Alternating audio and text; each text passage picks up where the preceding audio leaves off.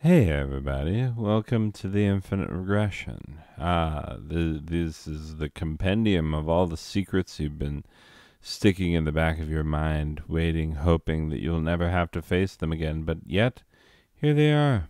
Here they are. Just hanging out here where you least expected them.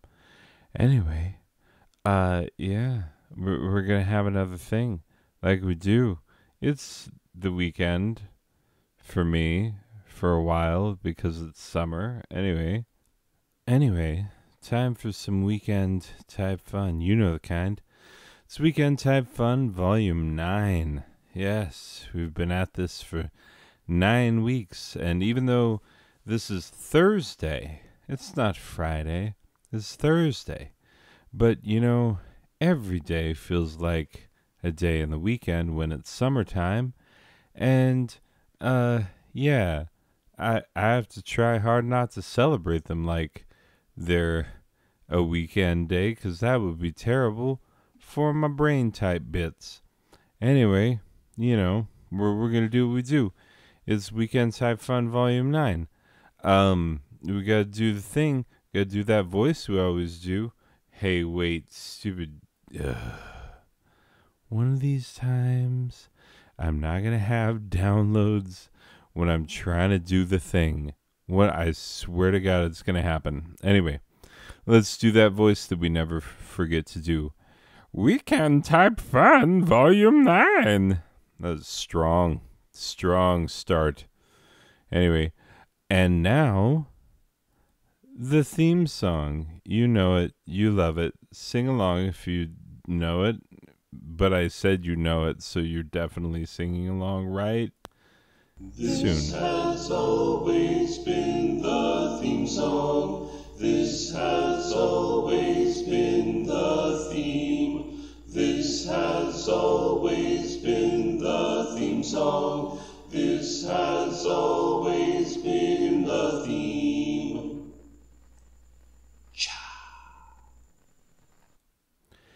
Did you hear how discordant some of those chords were? Ugh, who wrote that mess? Anyway, pretty sure it wasn't written.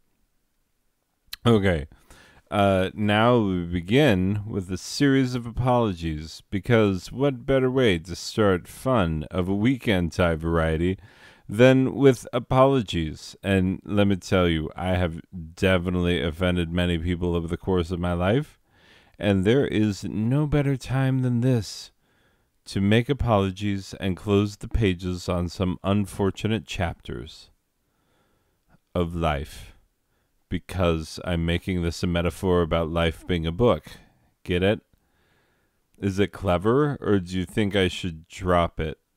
Keep it in? Okay. But should I keep this conversation that we had about it? No? Okay then. Well, I'll delete it later. No, I'll do it before I record the episode, obviously. I'm sorry. I meant to delete that last bit and did never get around to it. I'm really sorry, because the fact that I didn't delete it had nothing to do with forgetfulness or not getting around to it. I kept it in on purpose in hopes that you would find its inclusion and this description of its inclusion to be funny. Is it funny?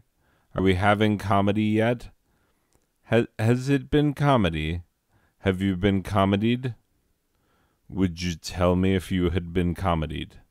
No, by me. I mean, like, somebody has comedied you in your lifetime. I get that. Like, but I don't care about them as much as I just let me know if I comedy you at any point. Make sure that you are letting me know. Just shout out real loud, I am being comedied by you right now. Like you do. This is a standard deal. Like you would do anytime you were getting comedied. Anyway, I'm just telling you things you already know, apparently. Moving on.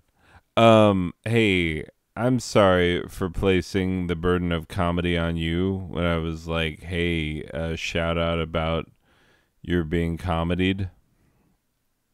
Look, I am a consummate professional, not just a professional, a consummate one, which means a big, it's about the largeness, the consummate. Oh, like when you consummate your relationship after a wedding. So like I had sex with a professional, or I am a professional sexa choreographer. You've had sex with a sexa choreographer, haven't you? They're always like, and tour jeté, and to the left, and plie, and hold it, and hold it. Oh, God, hold it. Releve. Anyway. Wait, that would be the other way around. Anyway. Yeah. Wouldn't the oh, God, hold it be on the releve and not the plie? Well, I mean, it depends on who's doing what to whom, I suppose, in the sexa choreography.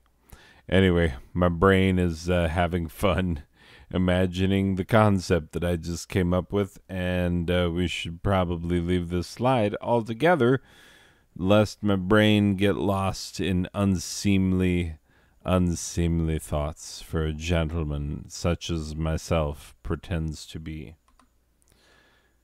Apology number 4. Yeah, that's right. I'm counting the last 3 as apologies. Dear little Nicky Coppola, a.k.a. Nicolas Cage. I'm sorry I never saw your bee movie. I saw the part where you were yelling about bees, but I didn't see the rest of the movie. As a matter of fact, I'm not even sure the rest of the movie has anything to do with bees. And I'm sorry for not knowing whether or not there are more bees in other parts of the movie. I'm sure it's a fine movie and all. I was just trying to find time to see it, I guess. I do have a pretty full reading list. I have a pretty full viewing list. You know, my Netflix queue is quite long. So, yeah. We'll see. We'll see if I see. This is what I'm saying. But I'm sorry that I haven't seen it. Anyway, moving on. Apology number 5. Oh, this one's heartfelt. This one's like for real, though. To my farts. Sorry we seem to have drifted apart. I remember the old days when I was cutting you in friends' faces and popping you on ice chests. I would laugh whenever you arrived, and would even try to waft you in the direction of unsuspecting standers-by. But now I hardly seem aware of you.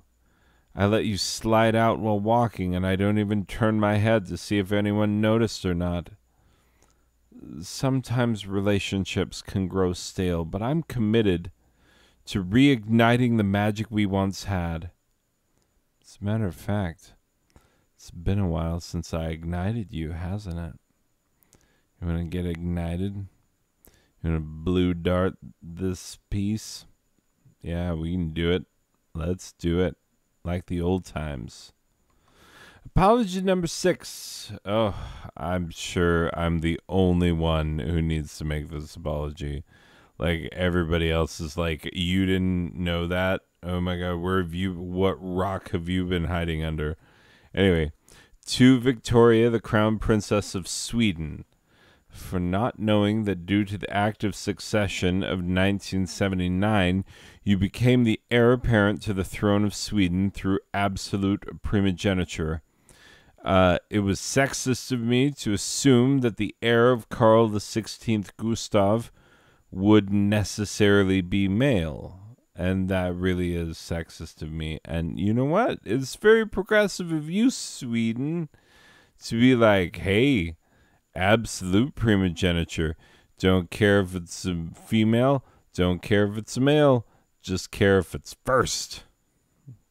Count it. I mean, the idea of monarchy in 2021 is laughable and weird. But if you're going to do it, at least do it like Sweden. Apology number 7. This is true. To all handsome dark-haired actors, you all look alike to me, and I seriously can't tell you apart. I try to tell you apart, but I just can't. I really try.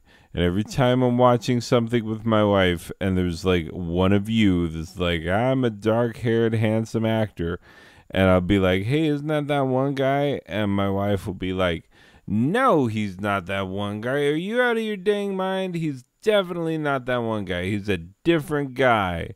And I'll have to look it up, and I'll be like, he is a different guy, and he's done a bunch of stuff that I've even seen, you know? And I'm like, I've seen this guy. Why don't I remember him at all? Anyway, I'm sorry. It's about me not remembering, not about you not being memorable. It's t'other way around. Anyway, apology number 8. To Columbia House. Look, it's about time I came clean. I am not 2 very similarly named twins who live at the same house. I really only wanted 2 sets of 10 CDs for just 10 cents and not just one. So sorry if I was the one who ruined your entire business model and am the reason that you're not really going strong today. Also, I meant to tell your customer service this, but like I've got you, so like maybe you can help this find the appropriate people. But yeah, both of my last CDs for both of my accounts, for which I paid exorbitant amounts in postage, like stupid amounts of postage. Anyway, both of them I got the wrong CD. That's weird, huh? Weird, Columbia House. Okay. Apology number 9. To anyone who has ever watched an episode of this show from start to finish, including myself. Yeah, I'm definitely going to have meant this apology by this time tomorrow. Is not great. Braxton's not your best work. I will admit it's not my best work either. Sorry, buddy. Hey, but guess what? I just apologized to myself by telling me that I didn't have to watch the show. So, like, hey, that's big. I apologize to myself. I need to give myself a big hug real quick. Yeah, if you don't think that I literally just hugged myself, you don't know me at all. I did. Okay. Apology number 10. Sorry for not giving this list a proper end. Because I didn't, so whatever.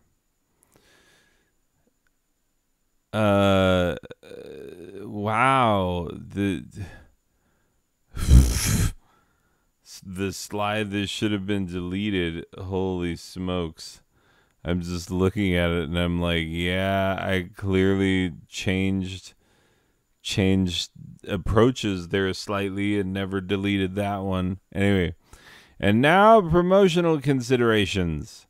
Because apparently some of you don't mind our programming but can't even be moved to accept the free tote bag we really want to give you in exchange for a small donation on your part. Like, seriously. Anyway, promotional considerations provided by Clay Aiken tickets. For when you definitely want a little nookie after the show, give her Clay Aiken tickets. It's what she wants. Butt plugs, because apparently that's what you're into now. You didn't plan this, but I guess this is who you are and you just need to accept it. That's right, you're into butt plugs. Hide them well. Don't let company ever find them. Animal tail butt plugs, because it's worse than you initially thought. You went in and you were like, ooh, I can be a wolf or a fox or whatever. And you were like, no, that's crazy. I could never. And then look at what you walked out with. Ridiculous. Also, promotional considerations buys speakers from a guy in a van. Because if anyone knows speakers, it's some guy who is independently wealthy enough to afford his own van. Don't see me walking around with van money, like, psh, I have that kind of cash. So this guy definitely knows his high-quality hi-fi stuff. Anyway. Also brought to you by Insanely Complex Board Games. Because we're not having fun until we're arguing over the correct interpretation of one of the game's many rules. Like, no, I do it on this part of my turn, not on that part of my turn, and it affects everyone, not just everyone who is conscious right now. Like, what? Get into some little minutia of the game that's like nobody gives a crap about. Then you win on a technicality and everybody's like, oh, well, thank God that's over. Like, by the end, they're just rooting for someone to win. They don't even care if it's them anymore. Anyway, Protestantism. Because surely God wanted you to reform his original church in a number of wildly schismatic ways. Yep, that's what he really wanted all along. He didn't get it right the first time, did he? That God, he's always making mistakes. Well, good thing we have his holy book that's like, God makes mistakes from time to time. The concept of calling sandals thongs. Yes, we see that they wedge between your toes, but you see that we're giggling every time you say something like, my thong got wet and it just flew off, right? Like, you get why we're laughing at you when you say things like that. Anyway, a subtle knowing glance. You know. You do. Don't pretend you don't know, because I know you know. I guarantee you know. And now, signs of the times. Look, I mean, if you look around, you just see so much evidence that the Lord is coming back. I mean, he is, isn't he? I mean, I couldn't possibly be wrong about that part, right? Because if I'm wrong about that, what else could I be wrong about? I can't even think of it. I'm going to stop thinking about it and start thinking about that thong. Yeah, that one. The left one. It was orange. Bet I could keep my big toe. Bet it could keep my big toe from touching my other toes. Yeah, I like that. Let me see that thong. Ooh. Yeah, that orange one. What? Somebody's just leaving their butt out in public? That's weird. Anyway, talking about thongs. Yep.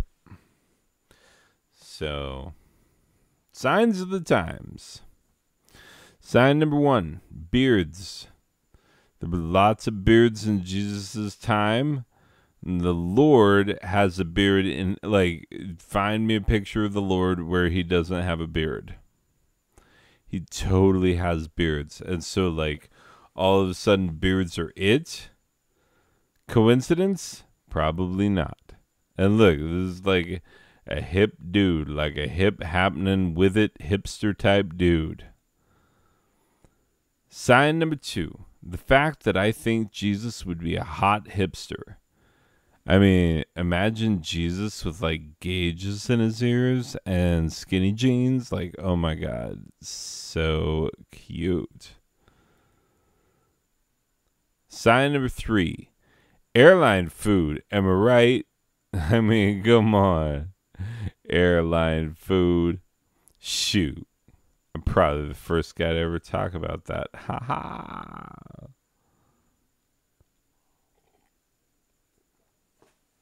Yeah, it's not going well, but we're going to plow on anyway. Sign number 4, Pringles. When will they have enough flavors? Look at this. Seaweed, grilled shrimp, soft shell crab, mac and cheese, bacon, ketchup, dill pickle, parmesan, and roasted garlic. I mean, that last one sounds kind of good, but like, still, it's a chip. It's not like the actual real thing of parmesan and roasted garlic, which is the beginning of a delicious, delicious meal. Anyway, sign number 5, Larry King died this year. He was a legend, and we all thought he was going to live forever, and he nearly did, as far as we know. But yeah, lived a really long time, had a really rich, full, interesting career. So anyway, he was awesome. Okay. Sign number 6. All right, Larry Bird. You're going to have to think about this. You're going to have to do a thought experiment. But from 1979 to 1992, Larry Bird was cash money. Like, seriously, buckets galore. He was like putting everything in. And then all of a sudden the 1993 season rolls around and he's not scoring at all. As a matter of fact, he has not scored in the NBA since 93. Isn't that weird? I mean, it's weird, right? He was like dominant. He was the best of his generation. And then all of a sudden, nothing from him. Weird. Like, I suspect foul play, honestly. Sign number 7, Larry the Cable Guy. If you don't know why, then you're in the wrong place. And I'm sorry to tell you that. Sign number 8, no compelling wrestling superstars. Like, seriously, think about wrestling superstars right now. Like, I could see wrestling superstars. They come here from time to time. And, like, I could be like, I want to see wrestling superstars. Like, I'm going to drive slightly a little bit to go see the great wrestlers of our time. Except for, like, who even are the great wrestlers of our time? Like, who? Anyway, even if I'm watching the pay-per-view, I guarantee you I don't care about either guy. Like, it's just the way it is. Anyway, and last but not least, incomplete feeling when reading Signs of the Times lists. I don't know, but it always feels like there could be one more item on these Sign of the Time lists. And it's not. It's just, that's how it is. Now that's it and that's all. There is no more comedy after this. But there wasn't really even comedy before it, so you just constantly waiting around for the comedy to happen. I don't know what to tell you. Like, sorry.